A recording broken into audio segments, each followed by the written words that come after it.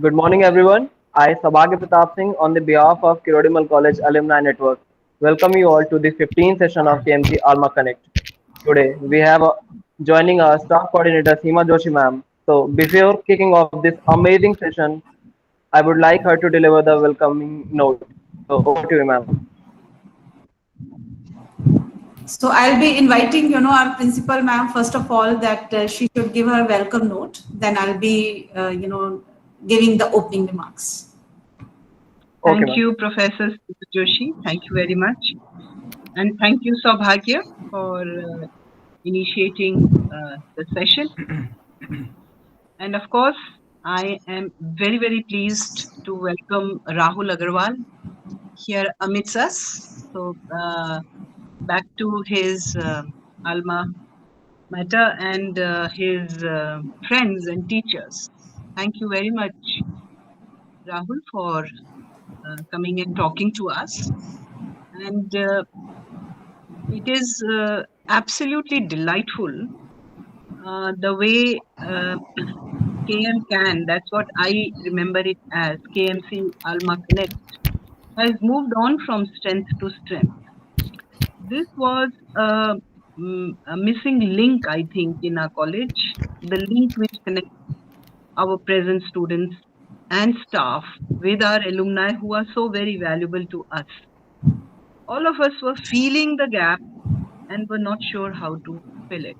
And then Professor Seema Joshi stepped in, and her team, her co-team, as well as our alumni. And they have made it possible for us to very, very strongly hope that this group is going to move from strength to strength. And it would be replaced that, it would be the link that was actually missing. Make it strong. The chain will, I hope, become very, very long, and we will be able to see and hear and hopefully uh, experience our alumni enriching the college in every possible way. So, I don't want to really take too much of your time because I'm sure you are keen to listen to Rahul, and his topic today, connected with artificial intelligence, is also something that raises a curiosity and sometimes a little bit of apprehension as well, especially in a generation for which this concept is very, very new. And what somebody who does not know the details of artificial intelligence feels is that machines will do the thinking for us. However, I think all of us use it in some way or the other, whether it is writing a message when the spell check comes in, which sometimes is very troublesome also. But if even a simple phone knows the kind of messages we commonly uh, write, they help us to do it. That's a very simple functioning. I'm sure it's much more layered and complicated and complex than what I am saying. But certainly it is a challenging area to think of. And the world, from what I can see, is moving very, very rapidly in the area. And there are a lot of philosophical issues of the relationship between humans and machines and so on. So, Rahul, I'm sure, has thought of what to talk to us, and I welcome him once again. And thanks to the whole team of KM Can for organizing this. Best wishes. Thanks, Mrs. Vibha. I'm equally excited and interested to talk to my some of the KMC team members.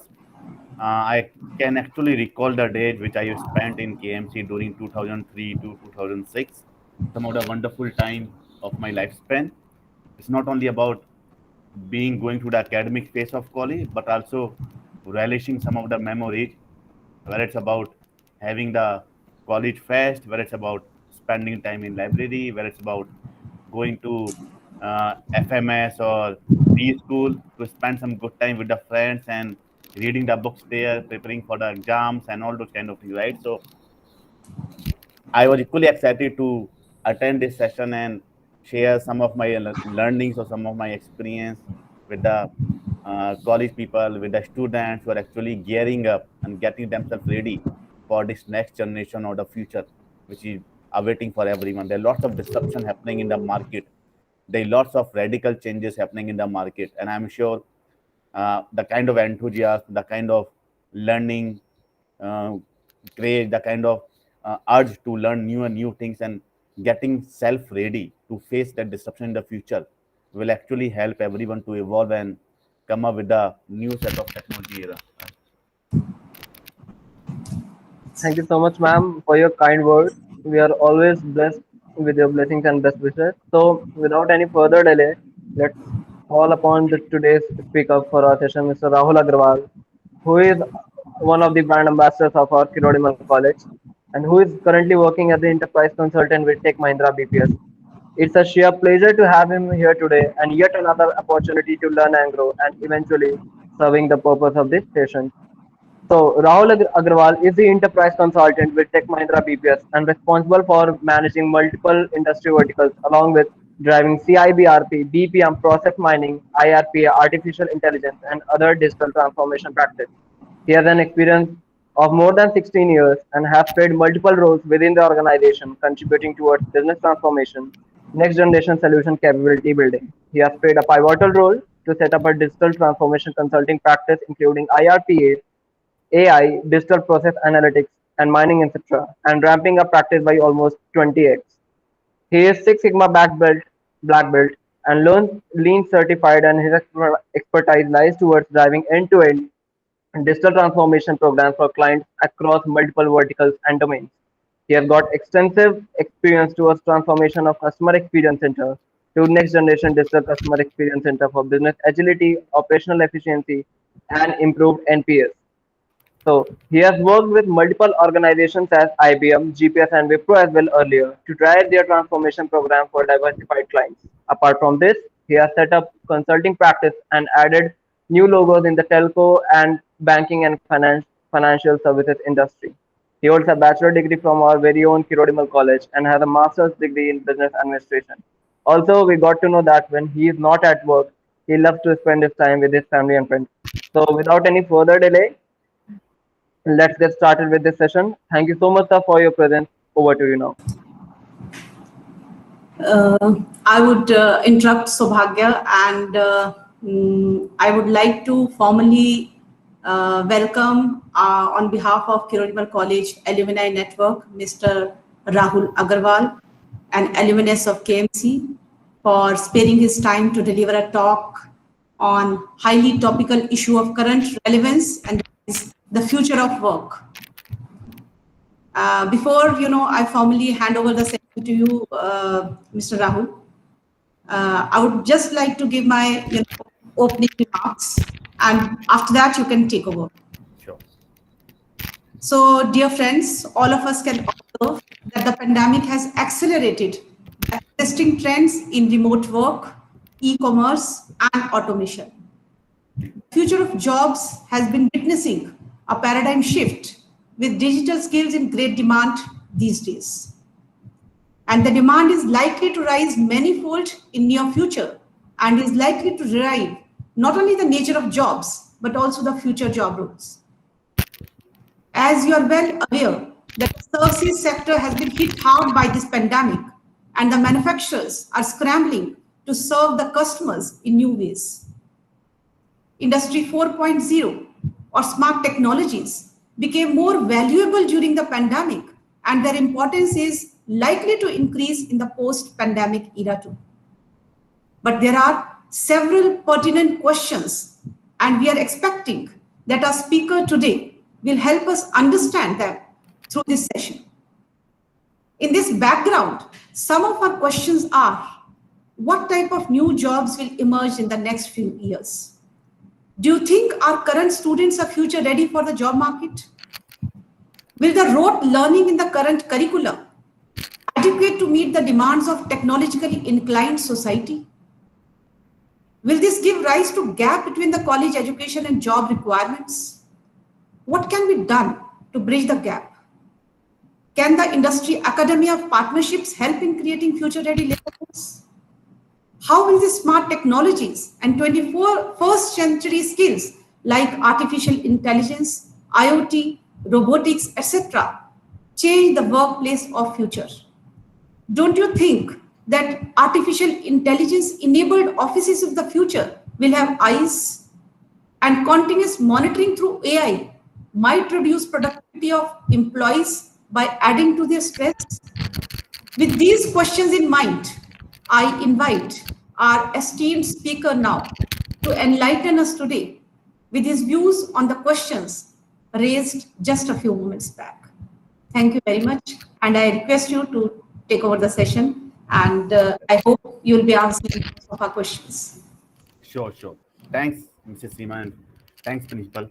Uh, See, I want to make it more and more interactive. So, though I will start the session and will like to share my views, I will invite the students to ask questions as applicable and keep it more and more interactive, just to ensure that we are in line and we are in sync with what we want to achieve by the end of this, right? As Mrs. Seema rightly said, there are lots of things happening in the market right now because of the pandemic. Talk about a simple example. The entire work from home nature, which has evolved right now in the last 1.5 years, enabling everyone to work seamlessly and with the right kind of efficiency, being at the home, being at everywhere, right? That does not mean only that it's just about a shift of the working protocol. There are lots of technology behind it, which is enabling the work from home option for the large workforce, for the large set of employee working for an organization, right? The enablement of the technology, the enablement of right kind of compliance, the tracking, the ensuring to enable the people or or the employee with the right kind of assets, right kind of empowerment, so that they can work rightly, right? That's something which is happening right now. Now, what's happening?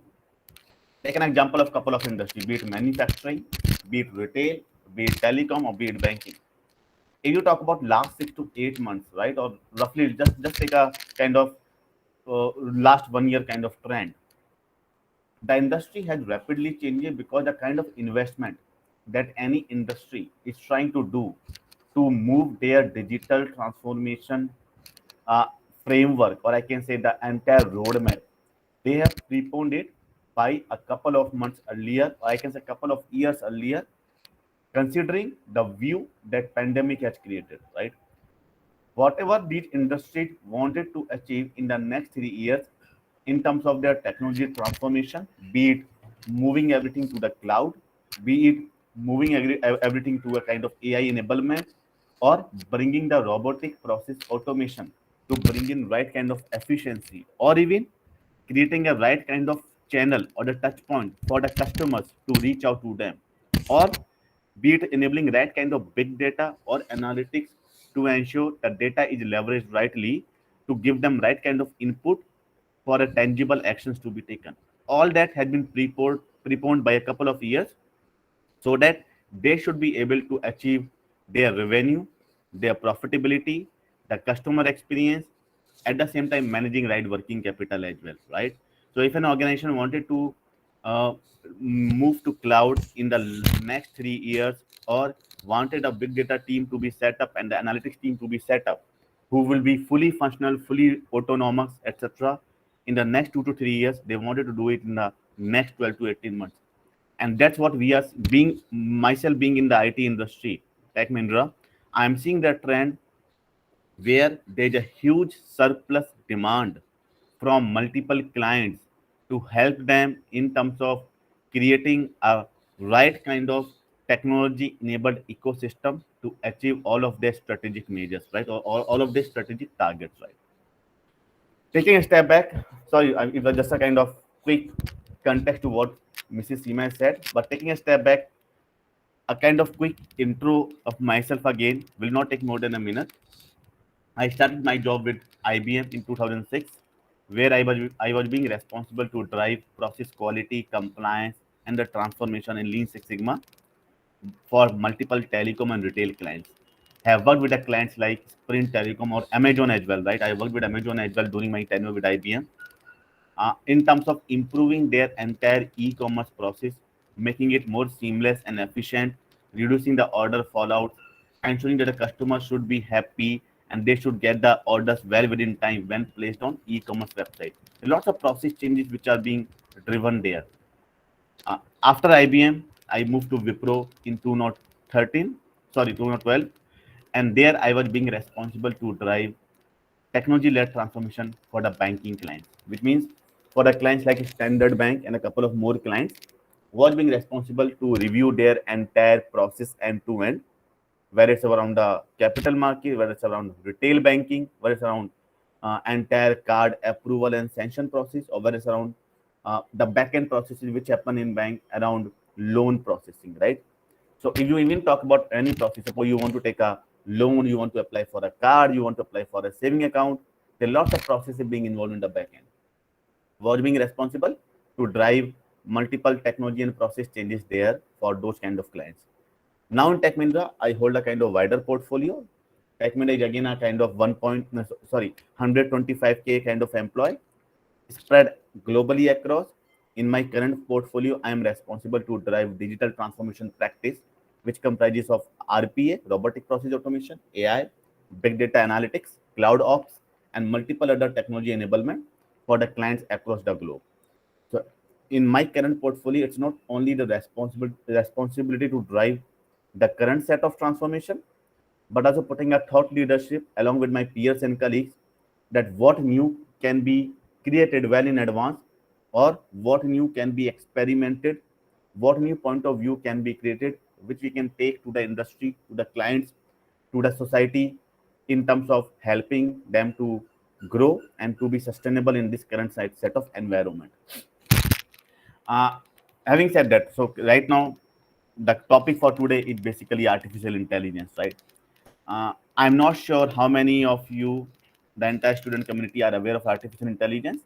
Lots of you might be experiencing it on a day-to-day basis in your current day-to-day routine. You might be reading some articles, etc. But just about understanding the terminology right from the perspective of linking it to the right kind of words, etc. So let's take a couple of examples, right? automatic Automated valet parking, right? uh, in terms of valet parking, you must have seen a kind of system which actually manages the end-to-end parking of the cars, right? It's not only about a mechanical automation, it's about the AI which is being involved, which help in terms of finding where is the space in the parking, right? Where can the car be parked? Will there be any collisions, or there will no chances of collisions which are happening, right? This is an interesting article which you can see, right? GE Health Unit. So GE Health Unit wins first FDA clearance for AI powered X-ray, right? We all go for X-ray as and when required, and if required, that X-ray is being read by certain group of doctors or the observers, and they provide certain kind of recommendations, or they give us a certain kind of suggestions based on X-ray, right? Imagine having a machine or a kind of algorithm or a kind of AI engine which will help in terms of reading the X-ray and then producing the output or the recommendations or the observations automatically, which will not require lots of doctor interference, but definitely a kind of quality check is required, a kind of formal check is required, but lots of recommendations come out from that X-ray automatically. That's what the AI is, right? Other thing in healthcare, because see, healthcare is something where AI is not only talking about bringing in the efficiency, but making the human life simpler, better, and safe as well. AI can predict kidney failure days in advance, right? How? There are kind of multiple algorithm which which keeps on collecting the human behavior, human data, body data, your entire functioning of data around the functioning of multiple organs, etc. And it can predict not only so kidney, just one example, but it can predict whether anything is prone to happen in the coming days or coming weeks or the coming months, right?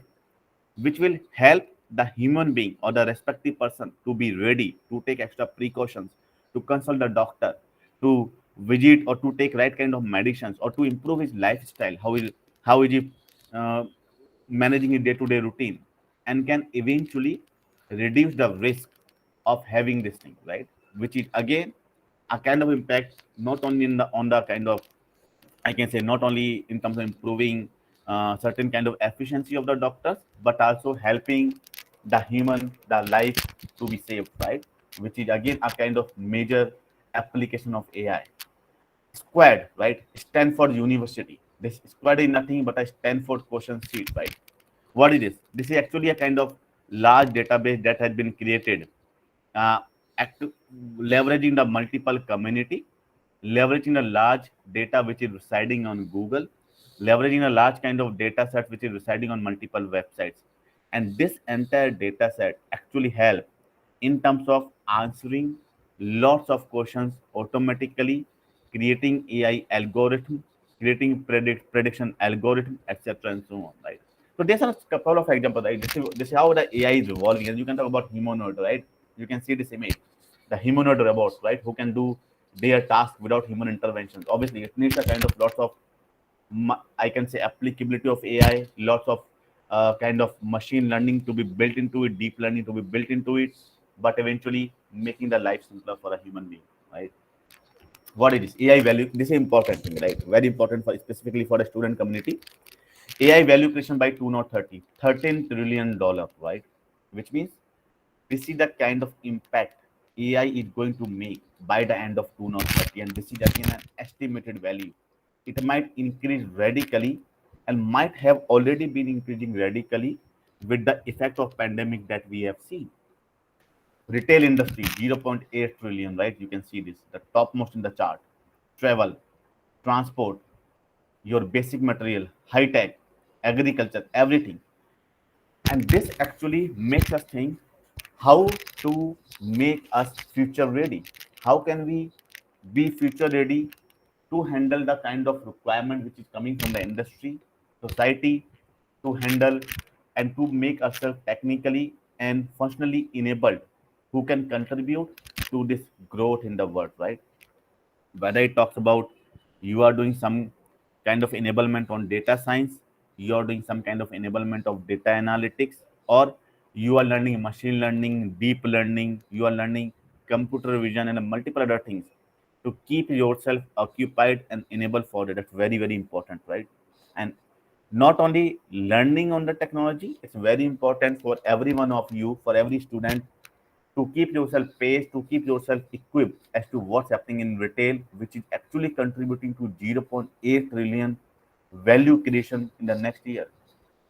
Take an example of Amazon, right? A simple, or any kind of, so let me take an example of any kind of retail store. Lots of countries right now have enabled the human touch-free kind of retail stores. You walk into the retail stores, like talk about Walmart, which is in US, or Sainsbury, which is in UK, or talk about Woolworth, which is in Australia, or any such kind of large retailers, Tesco, Woolworth, anything, right? Target or whatever, what they have done. And I have visited many countries. I've been to Australia, UK, US, Canada, Germany, even South Africa, and everywhere. What they have done, you walk into the retail store, you want to purchase X grocery, vegetables, fruits, some kind of daily items or whatever. Pick up the carriage, put everything in the cart, everything, move to the counter, check-in counter. It's a self check-in. Go there, scan the barcode, scan everything. It will prompt you for a payment. You make the payment via card there, and that's all, and you come out. But just to ensure there should not be any revenue leakage, there should not be any compliance. What these retailers have done, if you come out of the store without scanning anything, it could be any one item out of multiple items you have taken. It does not allow your card to come out, or it will give a kind of certain kind of notifications or the message to you plus the storekeepers as well, right? So they, while this is, they are trying to make it completely touch free, without any human intervention via enablement of robotic process automation and AI and technology. At the same time, they are ensuring right kind of compliance and controls are in place. Right? Transport and logistics. This is again very interesting, right? How AI is helping in transport and logistics. Again, take an example, right? UPS, FedEx, Blue Dart, or any kind of thing. These all are the logistics organizations which help in terms of transferring the goods from one to other places. They they manage millions of parcels, lakhs of parcels on a daily basis. So obviously, what do they want? What is their business requirement? Their business requirement is they should have an optimum route being created so that there should be maximum parcel transfer happening with the least number of routes. They should not be having 100 different routes for transferring 1,000 articles. They should be having 100 routes for transferring millions of articles or the packets, right? So that's where come in the kind of how can AI help in terms of making them efficient, making them sustainable, and very important thing, having an impact on the environment as well, which is reducing CO emissions. How? And that is very interesting, guys. Reducing CO emission means there should be lesser vehicle movement. If there is lesser vehicle movement, it will be having lesser CO emissions. It will have a direct environment control, impact, etc. in place. So, what does AI? How does AI help here? Creating automatically the optimum route planning from X to Y place for all the articles which needs to be transported in a day. Suppose Blue Dart or UPS or FedEx for that or DHL for that matter has to transfer 1 lakh kind of goods on today, right, to multiple locations. AI engine will actually help in terms of creating all that kind of dispatching, all that kind of route automatically in the system, rerouting it across multiple locations or to the hub places to ensure there is lesser travel time, the CO emissions are impacted, and the persons or the customers should get the items very within that time, right? Healthcare, you see this healthcare, right? And this is again 267 billion. uh, I'm sure this is going to increase with the kind of impact which we have seen during pandemic time, right? I mean, this is radically increasing these days. If I say that we want to rebaseline it, the value will be far more than 267 billion, and not a surprise if it will come in top three also. Your entire healthcare system, where it's around 3D printing of organs which is happening, or the, let's take an example of clinical trial, right? Any device, any medicines, any vaccines being launched in the market, it goes through multiple kind of checks and balances to ensure there should not be any negative or any impact on the human body, and that should not spread. Otherwise, they will not launch new medicine or new vaccine or anything in for that sake, right? That's what the entire clinical trial process is being followed. And that clinical trial process ensures that the big medical organizations, whether it's a Pfizer, GSK, or PN, etc., or anywhere, right? A Medtronic, uh, Bayer, or Gavi, or whatever, right? All those kind of big medical organizations, they do a clinical trials. GSK, Gavi, Novartis, Medtronics used to spend lots of money. AstraZeneca, lots to spend too much of money in that. In that clinical trial, how it used to happen couple of years or 20 years back, how it used to happen right now? Very much different. They, with the help of lots of AI algorithm that they built it, they firstly predict that with a certain composition which is happening for that medicine, what could be the prediction, what could be the propensity of any kind of impact, right? And how can that impact be reduced over a period of time? So if a certain medicine is getting launched, right, how can, what is the propensity of the negative, or I can say any kind of side effect of it in the next 3 6 months? How will it impact the society? How will it impact the community? And also ensuring giving a recommendation to keep on improving that quality, right? Any medicine goes to reiteration, iterative phase to come up at the stage where it can be ready to be launched in the market, right? That's one. Secondly, a lot of 3D printing which is happening. So suppose a medicine is going to impact or kidney, suppose, or lung for that matter. Just taking a rough example, right? Don't quote me by the word. uh, so suppose it's going to impact the lungs, right? There are lots of 3D printing which is happening in the market, not in the market by some big players, medical players. They do the 3D printing of the organs, and they actually, with the help of AI, they do certain simulation to see how is that going to impact that particular organ with certain assumptions, certain simulations. Once that testing is done, then it is launched for the animals or the human being test. So lots of radical changes basically in the healthcare. The other good example is the uh, real time assistance to a patient who is in need of certain kind of emergency via help of multiple apps, mobile apps, etc. Now there are lots of good apps and lots of disruption happening in that market also.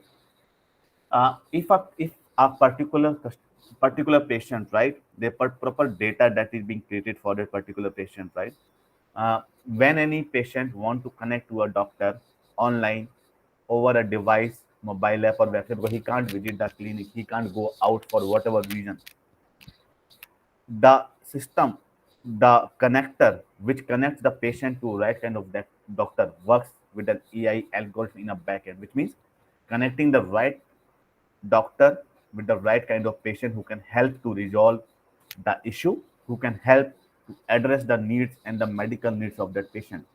While that patient data or demographic is getting created in the back end, the platform fetches the patient behavior, way of working, his lifestyle data from multiple social media websites. And with the data which it is already having around the doctor, the entire persona of doctors getting treated. So it makes a connection rather than happening randomly. It makes a connection that there is certain patient who is actually too good in terms of following the daily routine. He wakes up at the right time. He goes for a walk. He does exercise. But apart from that, his behavior says that he is too engrossed in the work. He for 9 or 10 or 11 or 12 hours, 12 hours, he's continuously working in a day without even sitting on the chair without taking a walk, etc. That person might need to be connected not only to a doctor who is a general physician, but to the doctor who can be a person who can consult him, provide him consultation on his day-to-day behavior, on his working protocols, a person who can be a good dietitian as well, who can tell that what to eat when to ensure that his daily routine is also maintained. So that kind of right matching of the patient with a doctor is being done by the system. And similarly, there are lots of other things. I mean, so there are uh, some of the kind of good examples. Another good example before I move ahead and before I take questions, agriculture. Their concept which we call as farm to fork. That is from the time the crops, the cereals, the things are getting grown in the farms to the time it is being served in your plate and you eat it with a fork, right? That's what we call it farm to fork. Under farm to fork, what a typical issue which we face? Farmers. They have a problem that farmers are their crops got dried up. They spend too much of time, lots of hard work being done to grow those crops. And when those crops are grown, then those crops getting to the market at the right time? Are these crops getting consumed by the people in the right time? Because if those got dried up and not being transported at the right time to the godowns, to the distributor, to the wholesalers, it's an impact to the farm. They will lose money, right? And it can also create a demand supply issue, right? With the I mean, lot if the right kind of demand, right kind of supply is not there of vegetable, etc., and all, it might create issue for the public also, right? So how has AI and IoT helping here? And it's not only AI; it's basically IoT plus AI, which is again a kind of complementing each other. Uh, all the vehicles, right? Which vehicles, which or I can say trucks, tractors, or whatever, which are carrying the crops from farm to the godown, they are having an IoT sensors, which keeps on collecting the two kind of data. One is the location of the trucks, tractor, etc. What, how much they have traveled, what a time to reach, where are they right now. Secondly, the IoT sensors also keep on collecting the data of the current freshness of the vegetables, fruits, or whatever, right? So what is the current? Are they getting stale? Are they fresh, etc. and so on. Basically, that data, based on that data, it keeps on giving a notification. It keeps on predicting the best route for the trucks or tractors to travel. It keeps on giving a right kind of recommendation that this crop in a certain period of time needs to be transported to a certain warehouse and stored there safely. Otherwise, it will go stale by this much percentage. So that time recommendations, that real time alerts, that real time notifications, that input to basically the entire I mean to the tractor owner, etc., and all those kind of things that actually help in terms of ensuring farmers get right kind of money. They are investing so much of hard work, but they should get right kind of money. Their money should not be wasted. Their hard work should not be wasted, and the crop should reach to the person, to the godowns, to the distributors, to the retailers, to the end user in the right time, right? So again, I can keep on speaking. There are some of the things where I myself have done along with my team, lots of use case creation, lots of value creation, lots of experiments and R&D in terms of how can we help in terms of creating that entire ecosystem of framework to help the society. Any questions, students? Just to make it interactive rather than having a monologue, I am okay to invite any kind of questions before I move ahead. Thank you so much, sir, for such an insightful talk. I'm sure that viewers have relished it. I personally liked a lot. So I request viewers to drop their questions in the chat box. Also, you can turn on your mic to make the session more interactive. But before that, I have got some questions for you from our team. So Sure. first of that them is that how India is planning to adopt cryptocurrency, especially of DEFI sector, that is decentralized finance sector. That's right. So see, that's a good question, right? Yeah. Cryptocurrency, yeah. See, cryptocurrency is again a kind of enabled via blockchain, right? There has been lots of talks in the at the kind of financial services level, whether that can be regularized or not. Earlier, some of the countries have tried to regularize it, but take an example of the stock, right? They regularize it. It takes a shoot. It might impact your economy as well. It might impact the trading currency. It might impact how your balances are maintained in the organization and so on, right? To be very true, based on our interaction with how we speak to some of the organizations, some of the financial services sector, it's going to take some more time. It's not going to be regularized very soon because again, uh, regularizing it involves lots of types and balancing checks and balancing and controls to be put into place on the blockchain side, right? All the cryptocurrency managed by the blockchain is a digital currency, right?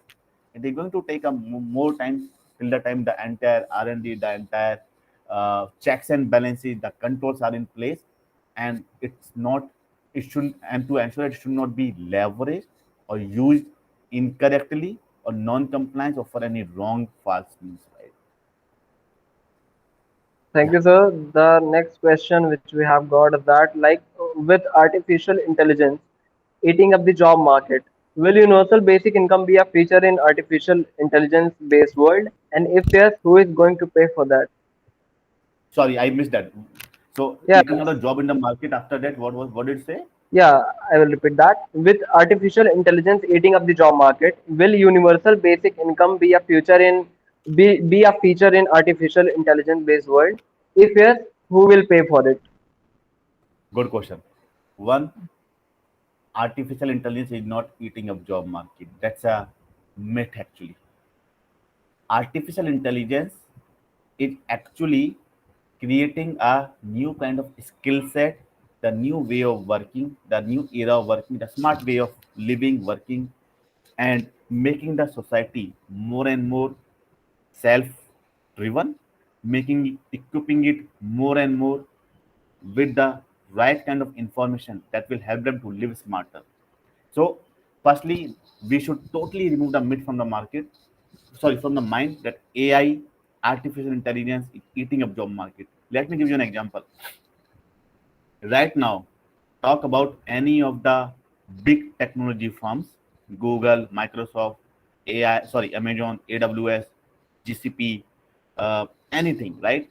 Or any IT organization like Tech Mahindra, Wipro, Accenture, Infi, TCS, whatever, Tata, etc. The jobs are growing like crazy these days in terms of automation, artificial intelligence, so on.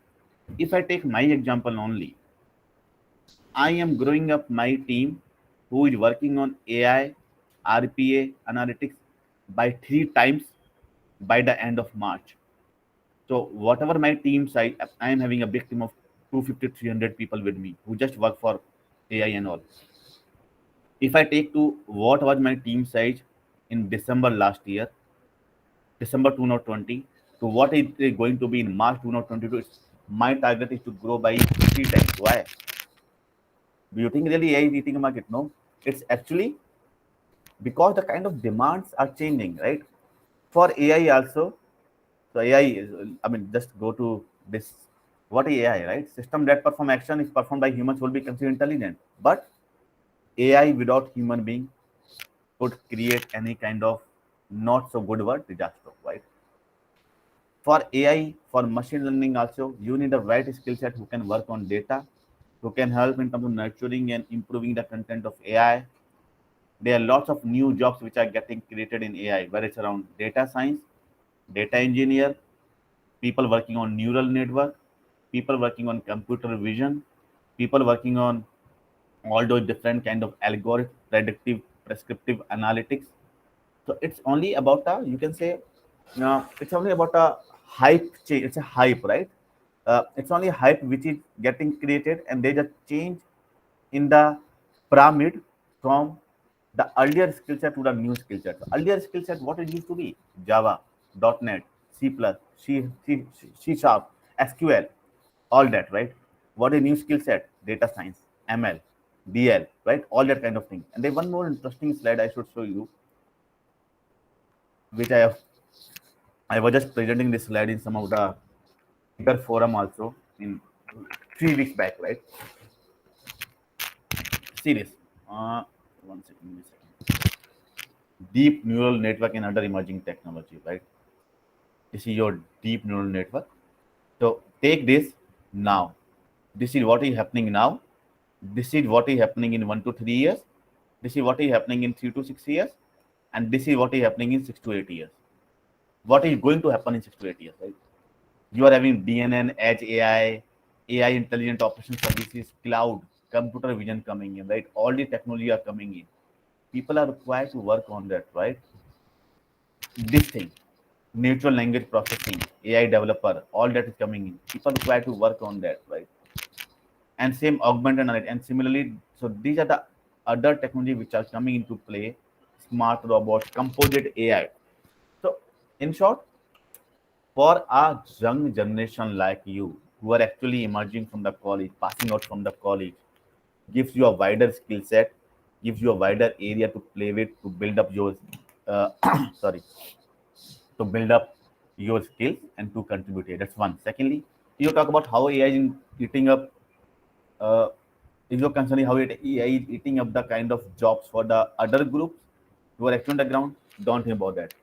They are actually AI is actually just removing something which a human being should not even do. They could do a better thing, right?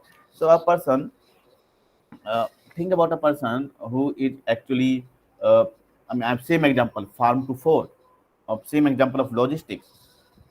A truck driver or a tractor driver spending much time on the roads and then taking something from one to other place, which is getting stale, right? The food which is getting wasted. AI is helping him to plan his work schedule more effectively, more efficiently, making him more efficient to travel from one to other place, ensuring there is no wastage, ensuring he can do more work and so on, right? So that's what the application of AI. I hope. So again, sorry for the monologue, but I hope that that gives you some perspective. Yes, yes, sir. I hope the question The one who asked the question got his answer in a perfect manner. So I have couple of more questions. I think Nishkars has asked this. Usually, people from BSc courses are expected to do research and or inter lecturer positions. So, what was your experience with it, and how changing stream changed things for you? Okay, again. So it's a convergence of technology, right? Convergence of the thought process. You do BSc, you do BCom, you do BA. It's actually giving you certain kind of skill sets, enabling you not only academics but bringing the right thought process. Taking a simple example of stats, right? So okay, BS. Let's take an example of BSc, physics, chemistry, etc. Whatever you do, it is giving you a right kind of logical aptitude to think from the perspective of technology. If you enable it with what is happening in the market, which I said, whether it's AI, whether it's automation or anything, it will give you a right career path. If I take my example, I have done my chemistry honors. I have in doing while doing chemistry honors, mathematics and computers were the secondary subject. I paid due attention to mathematics and computer as well while doing chemistry honors. Once I've done the chemistry honors, I have two things there. I can do to R&D, PhD, MSc, PhD, and so on, or I can do something which I think uh, uh, would help me to achieve or for me to be self-satisfied. Right? I want to do something where I can contribute more to the society, more to the organization, come up with something new. Right? And that's where I decided, and it was a tough decision for me. Right? I wanted to do MSc, but I think let me do some more courses. Let me enter into a world of technology and see and evolve and understand what's happening there. And that's why I went to IBM, joined there. While I have to deliver a lot, I spend my maximum 50% of the time in learning. So remember, whenever you join any organization, you have to ensure you learn as much as you can once you join the organization. So it is some noise in the background, someone is not on mute.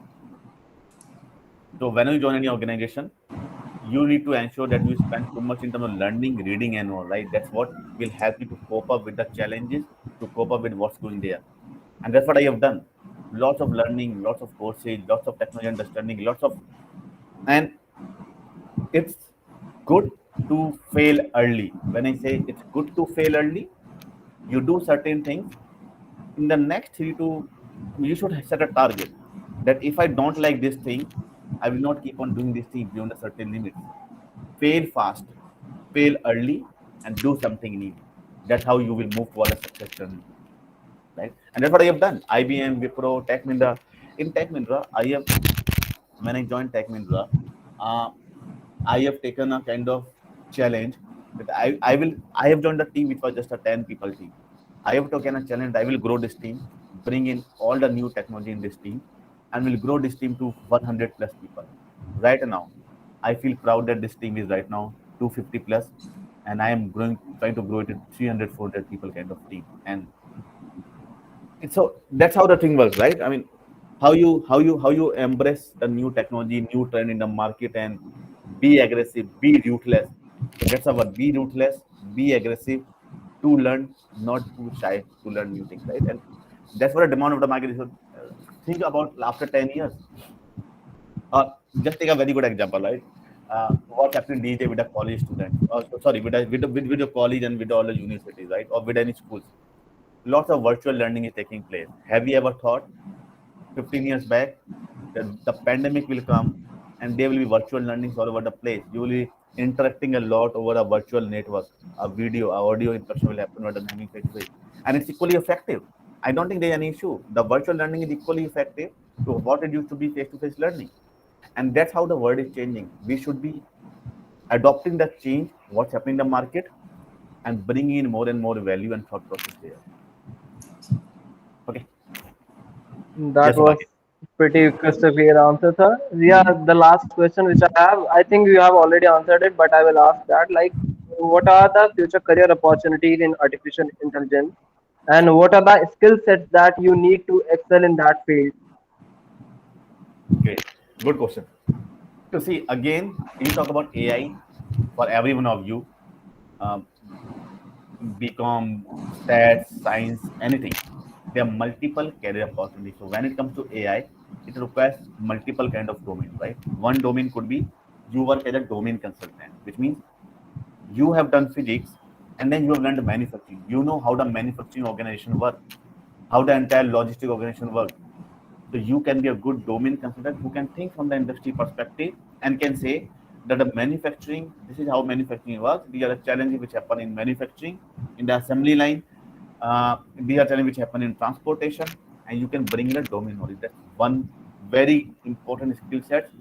Non-technical, non-coding, but bringing the domain, bringing the industry knowledge, right? Second, a technical skill set. A simple stats guy, uh, I mean, a person who has done stats can be a good data scientist. What is data science? All about regression, MLR, SLR, binomial, Poisson, logistic, and multiple others, right? All coding. So, other skill set is data science, data engineers who can work on multiple kind of data algorithms. You need to have a good hold on the maths. I'm not saying expert. Even if you are okay, you can learn it a lot. You need to learn how the regression work, how the SLR work, how the data can be inferred, how data can be read. So if you have a millions of data, how can you bring inference from that, right? And running certain kind of algorithm on the top of it. That's what you need to learn. So go for the courses. So one, understand, do you want to go into the business side or the consulting side or the technical side? If you want to go into the business side, good in domain. Want to go into consulting side, good in domain and good in terms of understanding the market. Want to go into technical side, learn data science, learn ML, learn SQL, learn PQL, learn R, simple coding, C, C hash and all. That all will help. Have an understanding of maths, have an understanding of stats. Very simple. And I will not say that only BTech can do it. BSc people can do it very well. It's a simple, I mean, you have got a right aptitude. It's an enablement on the top of it that needs to happen. That was such a profound answer, sir. Yeah. So I I'm think also having a question before we wind up the session, Mr. Rahul. Since you are from, Tech Mahindra, and I'm an economist by profession, I usually cite the example of, Mahindra Agri, which introduced, I think in the world, Mahindra Agri is the first company which has introduced blockchains in grape exports. So, can you please, explain how it works? In case I really don't know whether you are having specialization in digital transformation. So, if you can explain Yeah, how it works, I can give some it would be. perspective, right? Yeah, yeah. So how it happens, and there are lots of, I mean, there are lots of underlying technology, underlying information on that, on the agri side. But how it happens basically, they will do, so not only they have introduced blockchain on this. Tech Mahindra has introduced blockchain in the D&D system as well, which is do not disturb system in the telephony, right? So first example which you quoted around agri export, the blockchain actually help in terms of ensuring that while the things are being produced, to the time things are being exported and consumed by the end user across globally, there should be a network, a kind of blockchain network which could help in terms of ensuring there is a right supplier, there is a right vendor to match both of the supply demand thing, and the blockchain network will actually help in terms of reducing the leakage, reducing the loss which happens during the export. How? Any export, suppose it can be any kind of product, any export, when it happens, it goes through a multiple process. You need to register, you need to have a letter of export, you have a letter of import, you exported, custom duty is being done, the product arrives at the port, someone picks up the product and then signs up the bill of landing and then actually makes the payment. All this process have got lots of loopholes still where the leakage can happen. Someone can ship a product of X quantity of Y value. When it is being received, someone picks up the product and because of any issue with the documentation, see the documentation are on paper or on multiple non-integrated systems which are not talking to each other, there could be mismatch in terms of X and Y. So they might be exporting X, they might be removing X, they might be getting X minus something. On moving to blockchain, where the blockchain node is getting created. It's a common network which is there.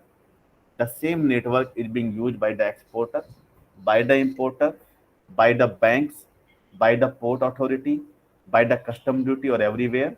On the same network, they can't change the digital footprint. So they can see how much is getting out from there.